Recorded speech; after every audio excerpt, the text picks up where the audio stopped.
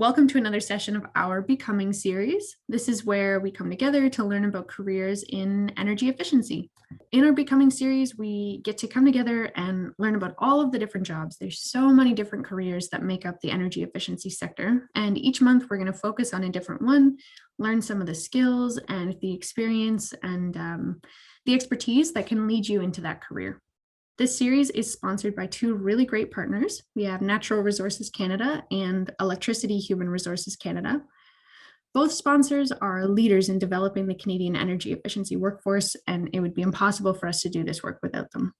So with their help, each month in our Becoming series, we meet a different leader in the sector, hear their story of how they got started, what skills are most important for their role, and they'll share any advice they have for folks who are looking to follow in their footsteps. So with a couple of folks with us in the call now, I'd love to hear in the chat one thing that interests you about a career as an energy engineer. Are you really interested in hands-on work? Do you like problem solving? Do you like working alone or with a team? Would just love to hear what it is about this particular career that interests you. We will be recording tonight's event, so if you miss anything, you'll have a chance to go back and review the information. We have a hard cutoff time, 45 minutes in. So if you're in Ontario, that's 5:45 Eastern. If any questions come up during the presentation, feel free to put those in the Q&A box at any time, and we'll have lots of time after Kristine's presentation for those questions. During the Q&A period, you can also raise your hand and I will unmute you so you can ask your question out loud. We're a super friendly group, so I always love when folks are brave enough to take that option and say your question out loud. And so, with all that information, feeling prepared for the event, I want to introduce this week's speaker. So we have with us this week, Kristine Baillieul. Kristine is an energy efficiency advisor with Newfoundland and Labrador Hydro. She works one-on-one with commercial customers to develop energy efficient solutions for businesses in Labrador and in rural Newfoundland. Kristine has a broad range of experience in the energy efficiency, environmental, and the oil and gas sectors. And so with that, Kristine, I will pass it over to you. Perfect, thanks. So I'm Kristine Baillieul. I am a professional engineer working as an energy efficiency advisor with Newfoundland and Labrador Hydro. So I'm excited to be here today to chat a bit about energy engineering and my experience in the profession. So for an overview of what I'm going to chat about today, I'll start by just talking about what exactly is an energy engineer. I'll talk a bit about my job and what my day-to-day looks like. Chat about my career journey and how I got to my current position, and then just some tips on how to get started in the industry if it's something you're interested in. All right, so what exactly is an energy engineer? So starting with the first part of that, what's an engineer? Very broadly, an engineer is a person who designs and builds solutions to specific problems. However, it is a regulated profession. So what that means is the term engineer is protected and you can't use it unless you've been granted a license to practice engineering. So to become eligible for registration as a professional engineer, you'll have to meet certain criteria as outlined by your local, provincial, or territorial engineering regulatory body. So those will include things like holding a undergraduate engineering degree from a Canadian accredited university or equivalent educational requirements. Meeting the experience requirements, so that may depend on the province or territory. In Newfoundland and Labrador, it's 4 years. You need to have completed the National Professional Practice and Ethics Examination, so that tests you on things like laws related to the engineering profession, ethical and professional standards, that sort of thing. You need to demonstrate the ability to work in either English or French, depending on the province or territory that you're applying for your license in, and be of good character. All right, so then what is an energy engineer? So this is a very broad job title. You might see used to describe a lot of different jobs.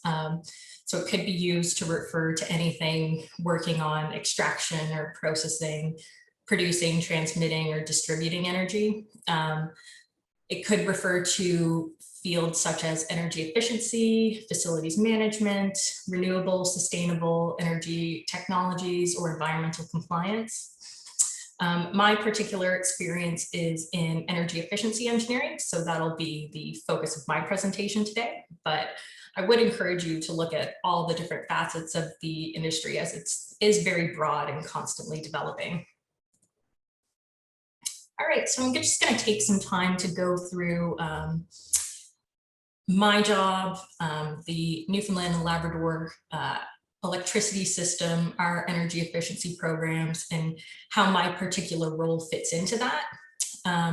Energy efficiency engineering wasn't something I knew about when I was in school, so I thought it would be good to kind of give you an idea of what my job looks like, so you could see if it's, you know, something you wanted to pursue. So just for anyone unfamiliar with the area, Newfoundland and Labrador is the easternmost province in Canada. So we're made up of the island of Newfoundland and the large mainland section of Labrador. So in Newfoundland and Labrador, generation and distribution of electricity is done by two different utilities. There's Newfoundland and Labrador Hydro and Newfoundland Power. So Newfoundland Power is investor owned, and they distribute electricity to over 200,000 customers on the island portion of the province. Newfoundland and Labrador Hydro is a provincial crown corporation. So we have the mandate to generate and transmit electricity across the province, but also distribute and provide retail services to all the customers in Labrador and areas of the island that aren't served by Newfoundland Power. So these communities are typically a lot smaller in population and can be very remote to access, which can have several different challenges in how you can distribute electricity to them. So Newfoundland and Labrador Hydro generates over 80% of the electrical energy that's consumed in the province. So we do that using 9 different hydroelectric generating stations, 1 oil-fired plant, 4 gas turbines, and 25 diesel generating stations. So this will be a bit difficult to see, but this is just the Newfoundland and Labrador Hydro generation and transmission grid. Due to kind of the unique layout of our province, we have to use a couple different systems to distribute our electricity in the most reliable and economic way we can. So majority of our over 38,000 customers are on that are on the island section, or the inland cities of Labrador will be served by either the island or Labrador interconnected systems. So these systems are primarily served by our hydroelectric stations, so pretty clean power. And then we have a lot more remote communities that we usually term isolated communities. So these would be like our communities. You might be able to see where Labrador is there, marked with the black triangles. So kind of far up north off on the coast of Labrador, those are served by diesel generation plants. So not quite as clean as our hydroelectric. So Newfoundland and Labrador Hydro and Newfoundland Power provide conservation and demand management programs through the takeCHARGE joint utility program partnership. So through takeCHARGE, we offer different programs to customers to help them manage their energy use. So residential programs such as instant rebates, thermostat rebates, insulation, etc. And commercial programs such as product rebates and different custom solutions. So in addition to the takeCHARGE programming, given the unique system challenges with our isolated communities and large industrial customers, Hydro has certain additional energy efficiency programs that are specifically targeted to those customers. So For example, one of those is the Isolated Community Energy Efficiency Program. That one focuses on residential and commercial direct installs to customers in isolated communities that are served by the diesel generation plants. And it also focuses on building knowledge and capacity in those communities by hiring and training local representatives.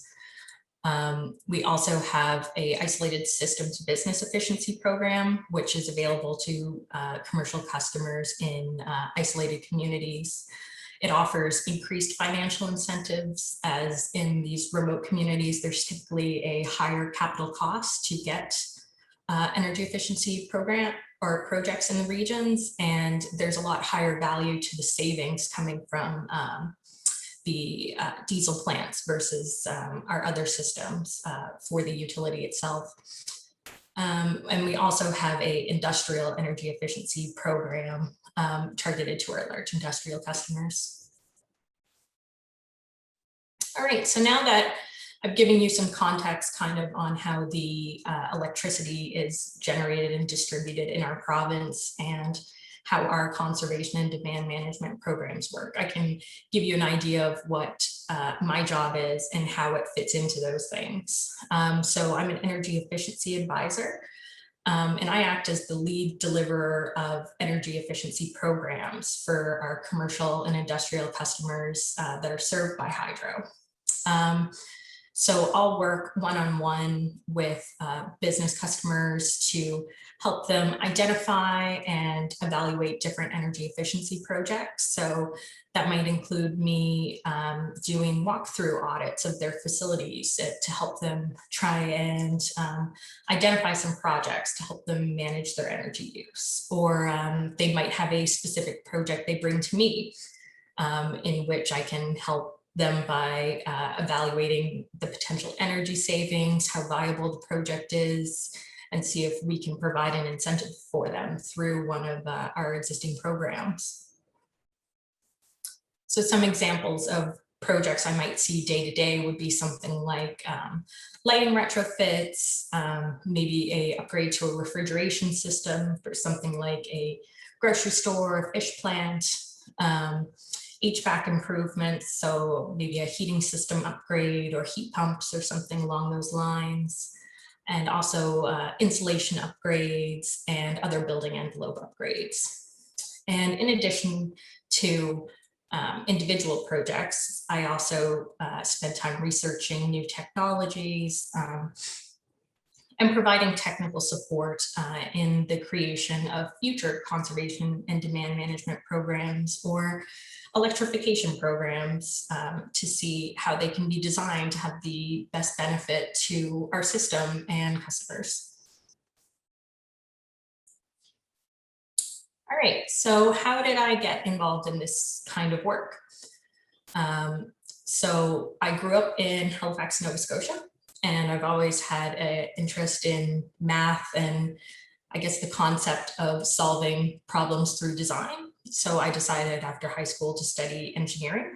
I completed my Bachelor of Civil Engineering from Memorial University in Newfoundland.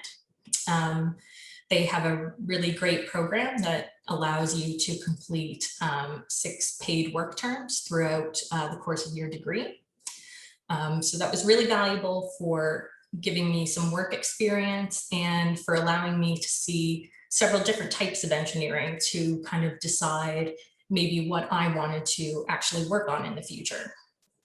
So when I started my degree, I thought I wanted to work in the oil and gas industry, which is a very big industry in Newfoundland. So I did a few work terms doing structural analysis on offshore oil and gas structures. But I ultimately wasn't super satisfied with the work, and the industry is really variable. So on my last placement, I decided to take a placement doing environmental monitoring on a hydroelectric project. That experience ended up being very valuable for me as it educated me on how the electricity in our province is generated and transmitted, but also introduced me to a lot of different environmental and sustainability concepts.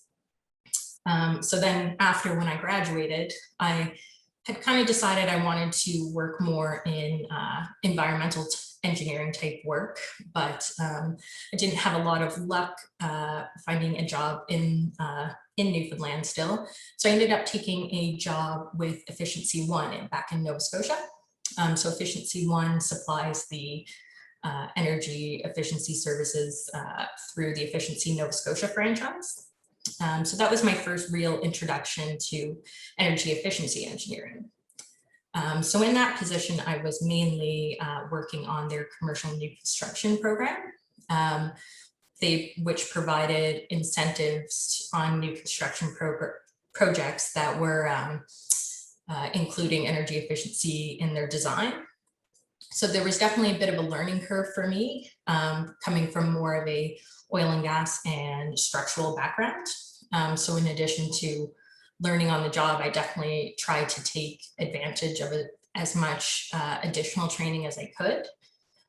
So I took courses such as the Certified Energy Manager course. I did some energy modeling courses, and I took some additional HVAC engineering courses from Dalhousie University. So they helped me kind of build up the knowledge areas I was a bit weaker in. And ultimately, it was a really valuable position for teaching me about energy efficiency technologies and how they can be best applied to building systems to yield energy savings. So then in July of last year, I was able to use the skills I had developed to get a job with Newfoundland and Labrador Hydro and move back to Newfoundland. And although there's a lot of similarities between the Efficiency Nova Scotia commercial programs and the takeCHARGE commercial programs, the intricacies of the hydro service regions really forced me to adjust how I apply my energy efficiency engineering knowledge. So for example, when I was with Efficiency Nova Scotia, I was mostly working on large commercial buildings, but a commercial customer in our service region is probably going to be more the size of a mom and pop grocery store or a town hall or maybe a church.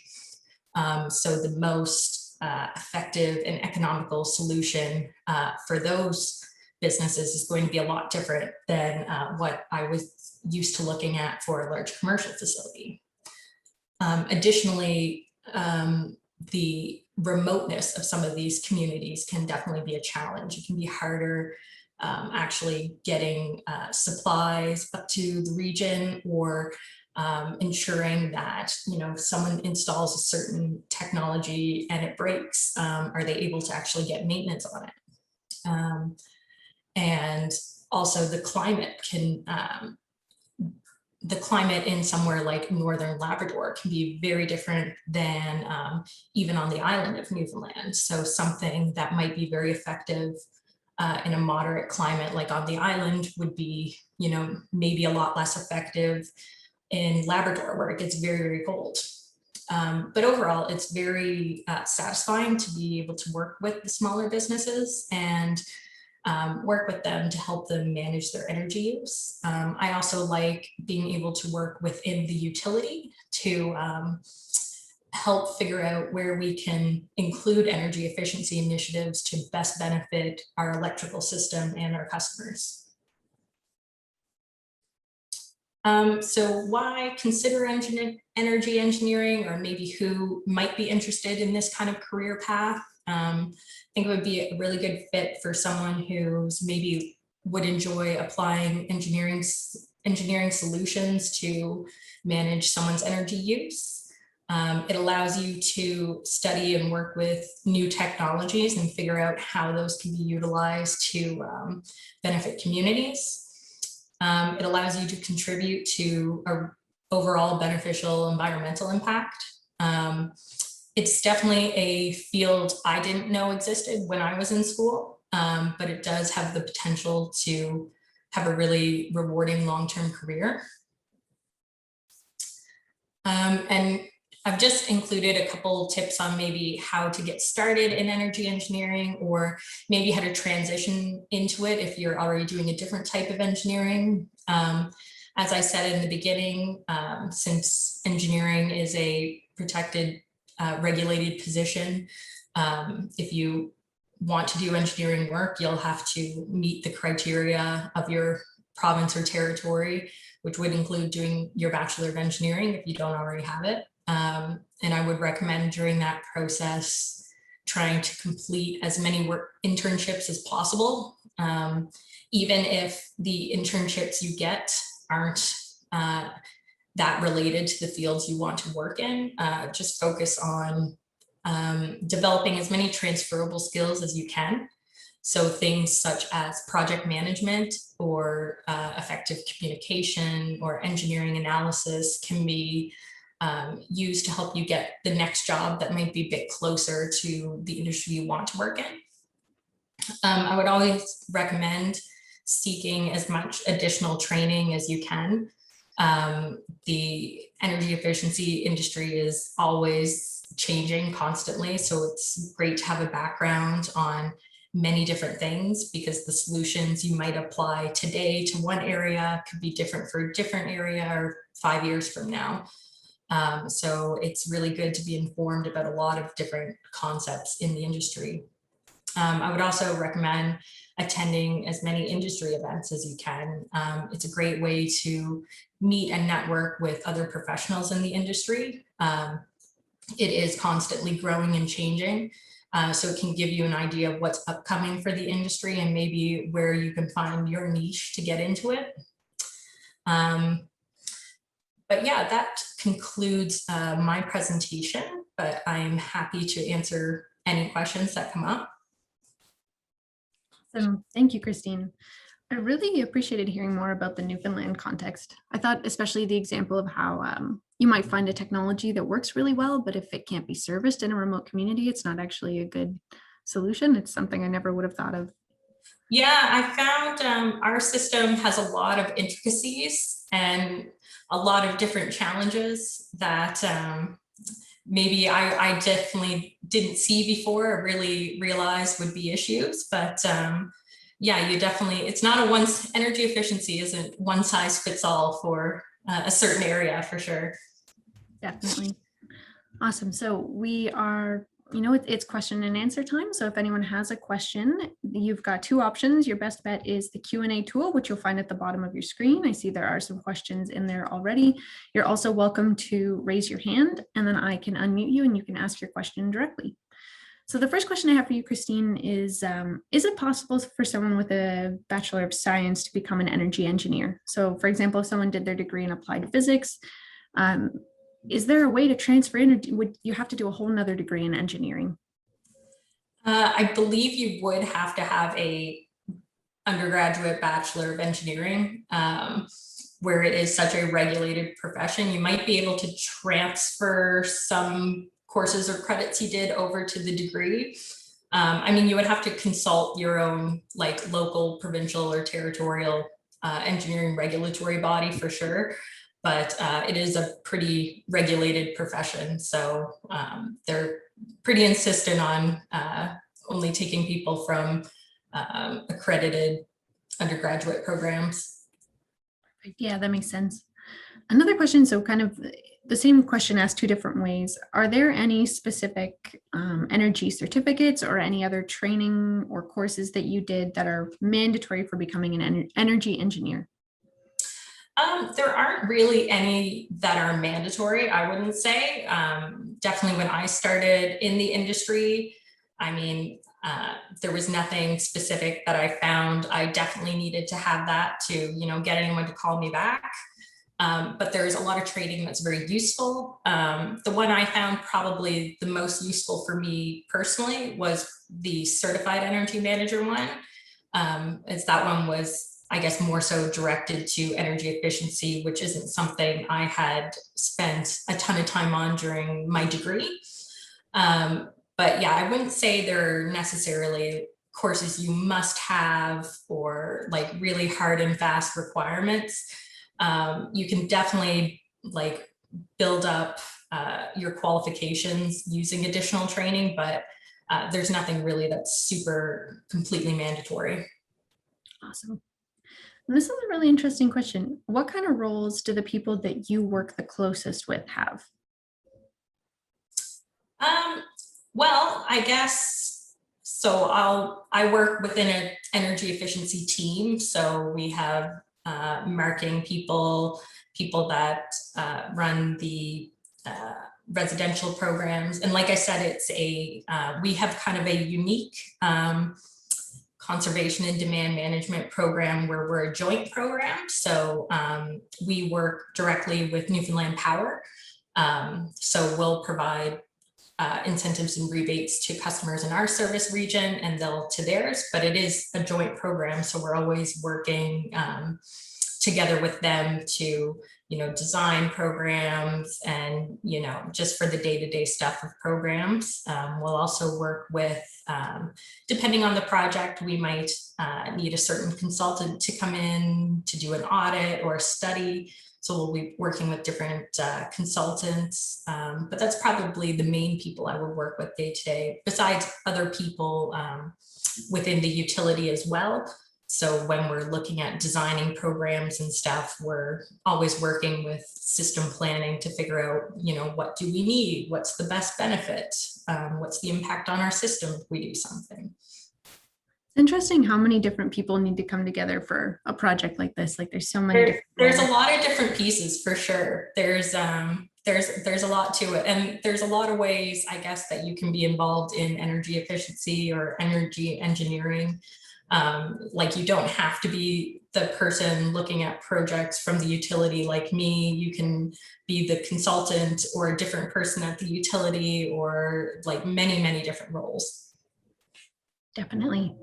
So this might be something that you haven't considered yourself. I'm not sure, but at what point do you think it would be possible for someone to start their own business, working as a consultant or an energy advisor? Is this something people do right after completing their P.Eng, or is this something, people take a bit more time to get started with?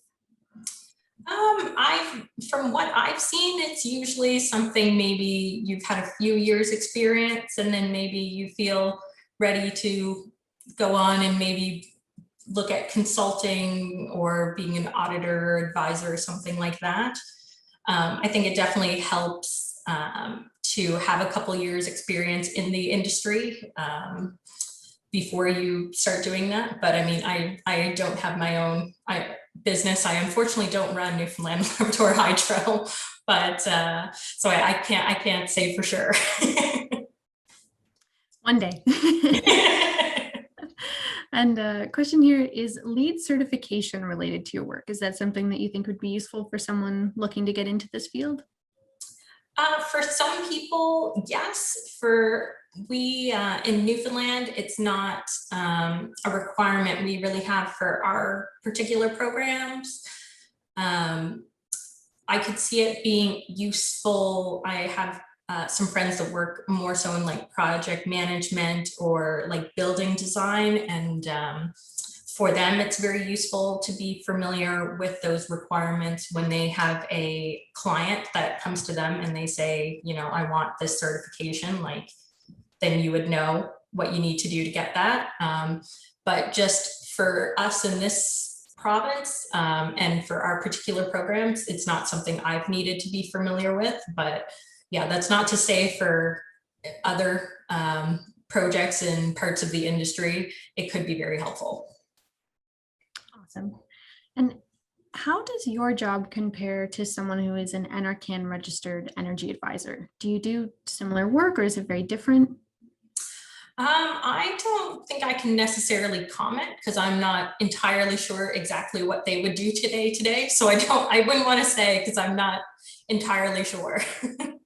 No problem. Totally. I think that's the best answer is when I don't know. I don't want to make them up some job responsibilities they don't have. So I'm not sure. Awesome. And so those are the questions we have in the Q&A. I did have one more question that was just from myself, and also just to give folks a couple more minutes if they have any questions that come to mind while we're chatting. Are all engineering programs created equal? Can you become an energy engineer going through any engineering program, or are there some that might specialize in it more than others? And how can you choose the right program for you? Well, as long as it's accredited, and most of them in Canada are, but I'm sure there are some maybe along the sidelines that aren't. But I mean, choosing an engineering program is a pretty personal choice depending on what you're looking for. For me, I chose to go to Newfoundland because I was interested in the co-op program, because I thought, I don't know exactly what I want to work in, but 6 4-month work terms would be a great way to kind of test the waters as you're going through. So that was important to me. I mean, some schools will focus more on some disciplines than others, but I mean, mostly overall, they're pretty good. That's good. It's reassuring. It's nice to know. You've got some flexibility. Awesome. Yeah, and I think co-op programs are the best thing on earth. It's crazy. In just a side note, in high school, I was told by someone in our co-op program had been absolutely set on becoming a dentist, totally sure that was exactly what she wanted to do. She did a co-op term in a dental office and realized she hated people's mouths. She was like, I can't look at teeth all day. They're so gross. So it's just funny how it can shift your path just by experiencing it in person. Oh, definitely. I was so sure I just wanted to do structural or oil and gas work for the rest of my life happily. But then, yeah, kind of different when you actually get to try a few different things. So, Yeah. Awesome. Okay, so I don't see any other questions in the chat. Great questions today. I really enjoyed the conversation, and thank you so much, Kristine, for taking the time to join us today and for sharing your story. And for everyone who attended today, also thank you for taking your time and giving us your virtual attention with so many other things going on. I really appreciate folks coming out. If you have any other questions, definitely feel free to connect with myself after the call, and I can put you in touch with Kristine. And be sure to join us next month for our Evening with Daryl Brown for part 1 of our 3-part mini series on becoming an entrepreneur. So for that person who asked a question about when to start your own business, you might want to check that one out. And one final thank you to our sponsors, Natural Resources Canada and Electricity Human Resources Canada. Thank you, everyone, and have an awesome evening.